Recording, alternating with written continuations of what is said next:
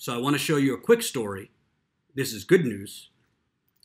Finally, now that the Republican corrupt governor is out of there, Flint is getting some more aid. Flint gets $77 million to pay for water projects. The city of Flint is getting another $77 million in funding from the state to pay for water infrastructure improvements.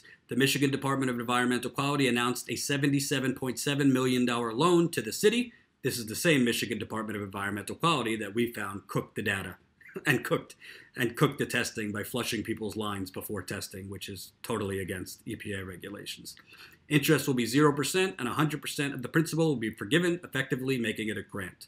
Flint will use the money on the following projects: completion of a pipeline hooking up a secondary water source, improvements to the Dort and Cedar Street Reservoir and Pump Station, construction of a new chemical feed building, replacement of the Northwest Transmission Main, various water main replacement work, water meter replacements, water quality monitoring panels. State officials say the funding will help ensure Flint's water system remains compliant with laws and quality standards designed to protect public health. Other grants and loans went to the city of East Lansing for $51.7 million and blah, blah, blah, blah, blah. I'm going to talk to some sources to make sure. Sometimes you see money's going and it looks good. I want to make sure that this money is actually going to where they say it's going. And I want to make sure this is actually where the money needs to be gone to.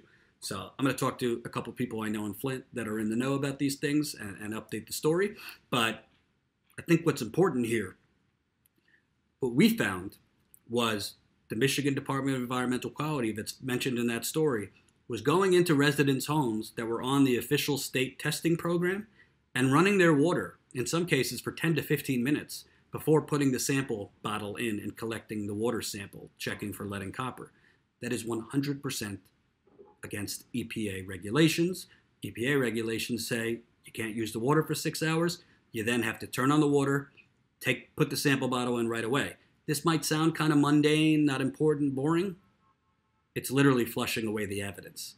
So then you get, when you run the water first, you get a lower number, and woo, look at all these low numbers. Flint's again meeting EPA regulations. Mission accomplished. The water crisis is over. We'll shut down the water pods that desperate, poisoned, poor people go to get their water because they can't afford bottled water, stacks of it, and we can move on. This is exactly what happened. This is what our documentary will show. Hope you enjoyed that last video. Hop on over to statusquo.com where you can sign up for our email list and become a member for as low as $5 to $10 a month. Membership is how we grow. That's statusquo.com/join. And remember, join our email list so we can grow the revolution with you.